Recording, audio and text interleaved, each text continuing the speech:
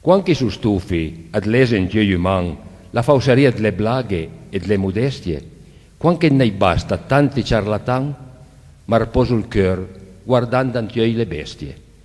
Ei di bö, come spet voltans al mondo, ciair e bumbu, pacifiche e seren. Le belle guardeie quanche il gran le biond os le pianure alla stagione dei fen. Ei di cavalli, ardi, viu, luminus, ei da curse da slang, sincere fort, che rispondo all'arciampara ed navus, pronta a sfidare bin che noi la mort. Ei le feie, sperdu, pasi, innocent, che c'ero mai pin là che so pastur, ei che s'ha dato a tutti i tradimenti, ei che perdono a tutti i traditori. Ei cit dal crin, quasi su 30 grasa, che intanto che fugnant la rumenta, arì.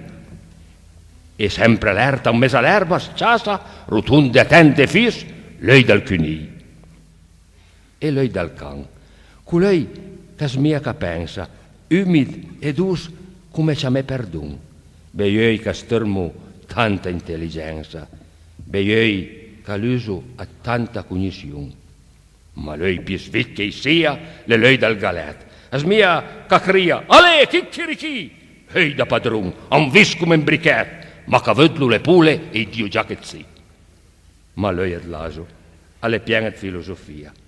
Ei da pover, confus e rassegnato, che saranno al sorò di malinconia, la tristezza sburdia dei maltrattati. Ei brau alle nostre bestie, e piti guarde, e pita sciaire in loro gli anime pure. Son ancora marcate le passioni busiarde, son ancora guastà dalle imposture. Pensè che l'uomo, bestia ignorante e fola, e fa più re, senza di un né due. Chissà, ste povere bestie senza parola, san guardano tiei, cosa che pensano di noi.